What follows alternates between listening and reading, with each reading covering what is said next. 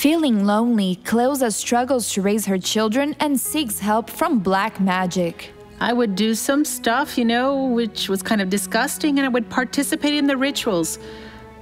But I never really initiated into it. And my children started to grow and started to have problems too, so I ended up dragging them with me to the meetings. I didn't have a real relationship.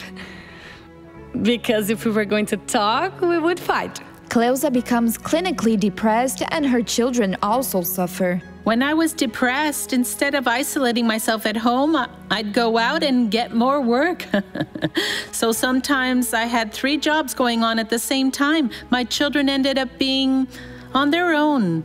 They were abandoned. I remember that all my classmates had their parents come to the meetings, but my mother wouldn't come. She wouldn't come, and that really made me very angry. She was always working.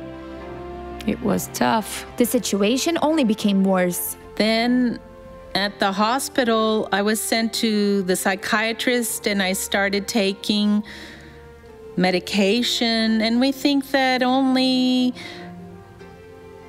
putting an end to life is the way to end the suffering. Our relationship was difficult, but I was also a difficult teenager. I was stubborn, had no patience with her. There were moments I even thought about killing my own children. They would be spared all this sorrow. Since my mother was constantly working, because before I was used at her coming and going. And then one day she simply didn't go to work. The first day it was okay, the second day okay, by the third day we thought it was very strange that she wouldn't leave the house.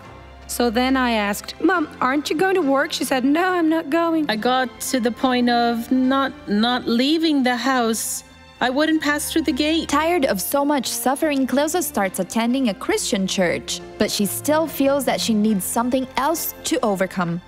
So then I started watching the Faith Show, and that's when I became a sponsor.